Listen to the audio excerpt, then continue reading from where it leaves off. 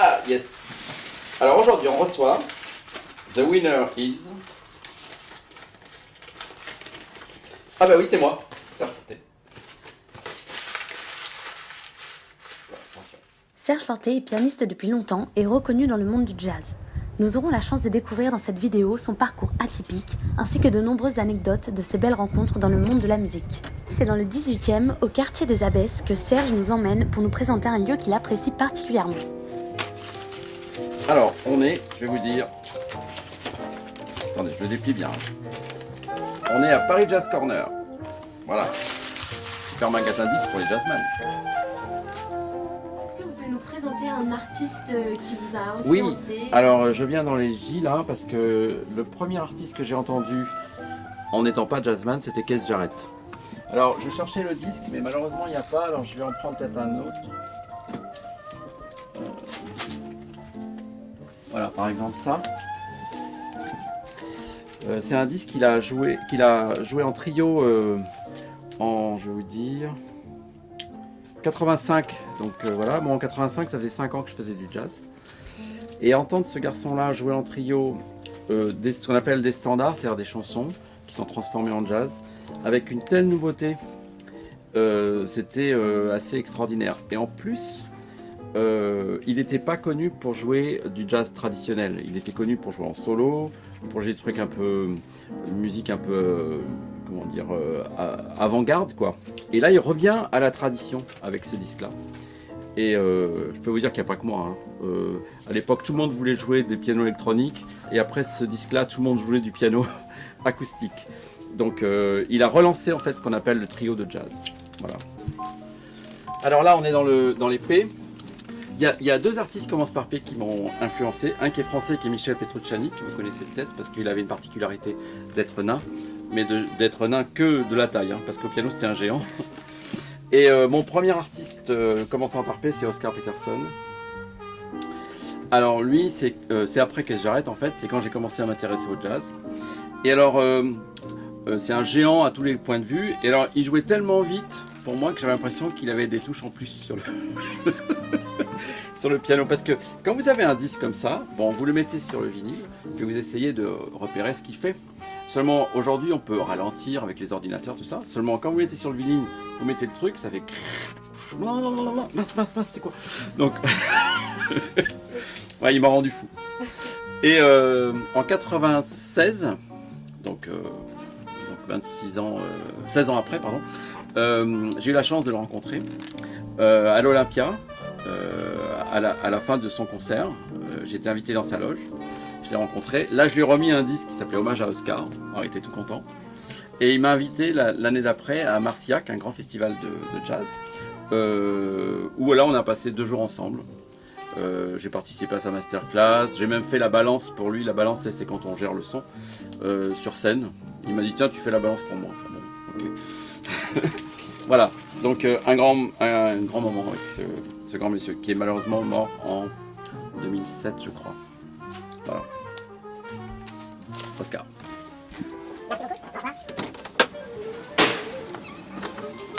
Et on est où cette fois? Alors, nous sommes juste à côté du Saint-Jean. Voilà. Aux Abbesses. Alors, le Saint-Jean. Donc, c'est un café, c'est un club de jazz. Alors, club de jazz, ils font un jour par semaine, le jeudi. Et donc un jour, un batteur de jazz m'appelle en me demandant si je veux jouer au Saint-Jean. Bon, j'avais entendu parler. J'avais pas forcément d'a priori, mais je me dis ça va pas être facile de jouer avec quelqu'un que je connais pas, etc. Et en fait, il doit y avoir, je saurais pas vous dire, il y a peut-être plus de 15 ans de ça, je pense, cette histoire. Et c'était un coup de foudre musical en fait. C'est-à-dire que mon meilleur ami aujourd'hui, c'est Marc-Michel Lebévillon. Donc ce club-là représente notre première rencontre en fait. Voilà. Et si vous voulez, quand je dis coup de foudre, c'est exactement comme en amour, sauf que là c'est en musique. C'est-à-dire que, pam quoi, tout marche bien tout de suite. Et ça s'est jamais démenti. Et c'est la seule personne avec... Enfin, c'est une des très rares personnes qui m'appelle, pas pour me demander si j'ai du boulot, mais pour me demander comment ça va. Et ça, c'est génial. Voilà. donc le Saint-Jean. Juste au-dessus de la tête des gens, ça peut sortir.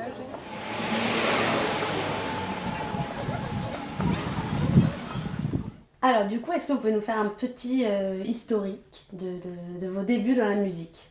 Alors j'ai commencé le piano en tapant dans un verre. J'étais tout bébé, enfin je sais pas, je devais avoir 2-3 ans. J'ai rempli un verre, enfin c'est mes parents qui m'ont dit, hein, j'ai pas la mémoire de ça, avec plus ou moins de l'eau, plusieurs verres pardon. Et j'ai fait une petite musique avec. Donc ils se sont dit waouh, incroyable, il a l'oreille musicale. Donc ma mère qui avait vaguement fait du piano, enfin si je dis vaguement, elle va me tuer, elle avait fait du piano. Elle a eu l'idée de m'emmener au conservatoire de Grenoble, on habitait à Grenoble. Ils ont dit qu'on ne rentrait pas si jeune, ils m'ont quand même fait faire un test. Et là je suis rentré dans une classe de solfège, je devais avoir 4-5 ans, j'étais tout petit. Voilà, et très peu de temps après ils ont acheté un piano et j'ai pris les cours de piano. Donc à 4 ans j'ai dû commencer la musique et de mémoire comme ça, 5-6 ans j'ai commencé le piano. Alors maintenant, j'aimerais bien qu'on parle un peu du jazz en France, Oui. des institutions culturelles liées au jazz, des politiques culturelles, le ministère de la Culture, ce que vous en pensez, le réseau du jazz en France, tout ça. Alors, on n'est pas tellement comme les Américains, c'est-à-dire qu'on a du mal à avoir un réseau.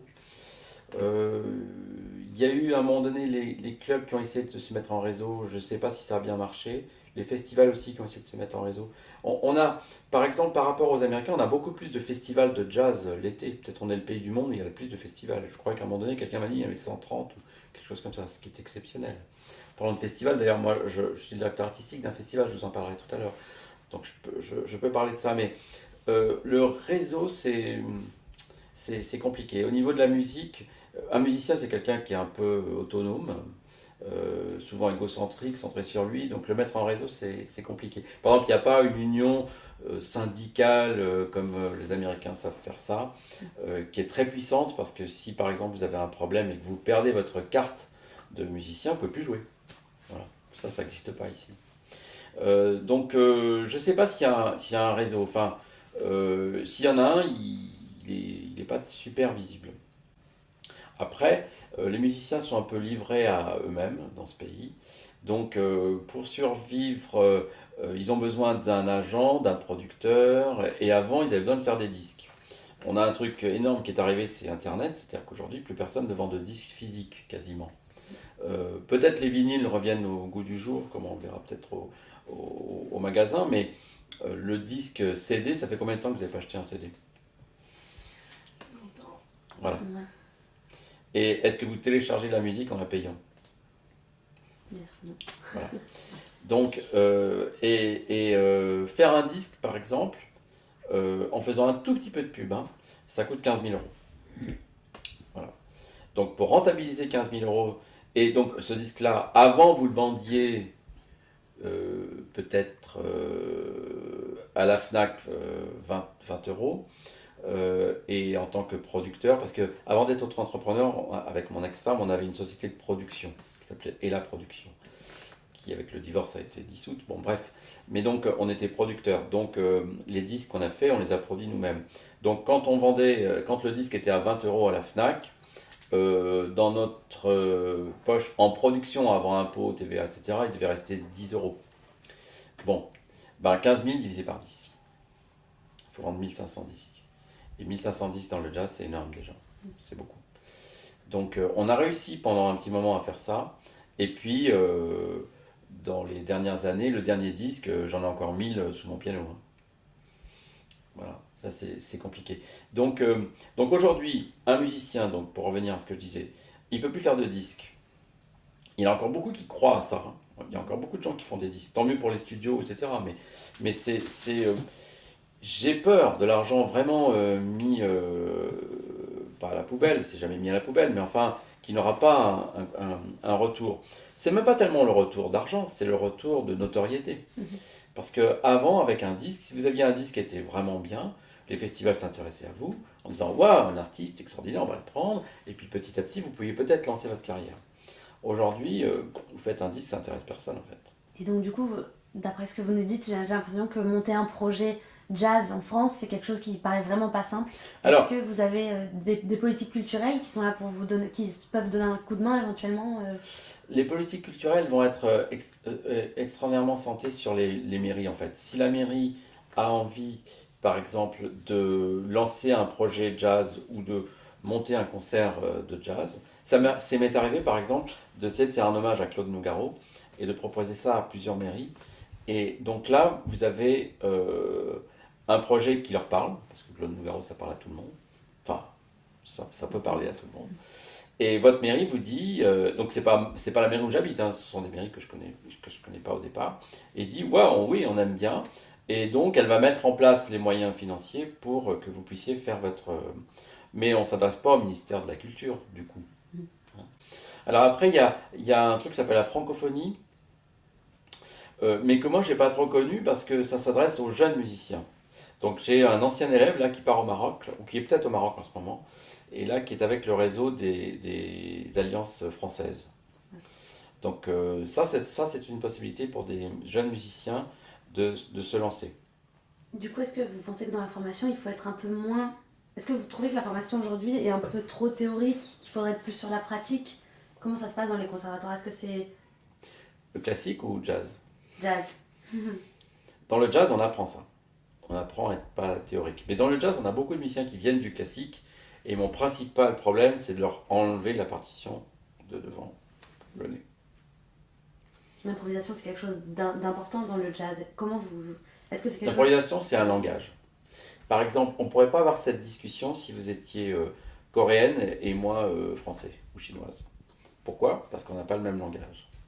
Quand deux musiciens de jazz discutent, ils discutent avec le même langage. Chacun a appris chez lui le langage et ils se rencontrent et là, ils parlent de la même chose. Là, on peut parler parce qu'on a chacun, vous avez appris le français à l'école tout petite. Moi, tout petit, j'ai appris blablabla, la grammaire, et aujourd'hui, on parle.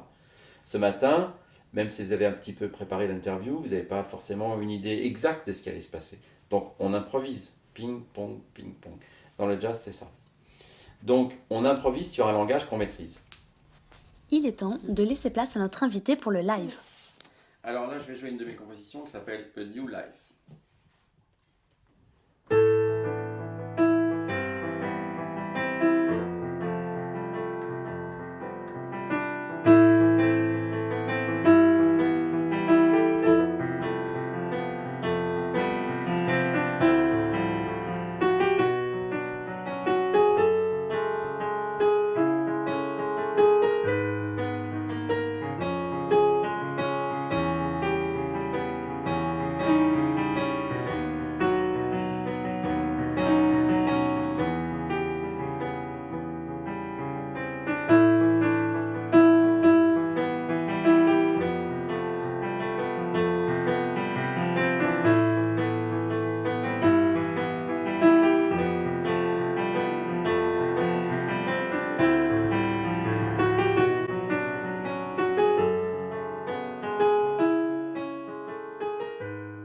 Eh bien, la prochaine fois, nous allons retrouver, pour notre plus grand plaisir, je vous le dis moi,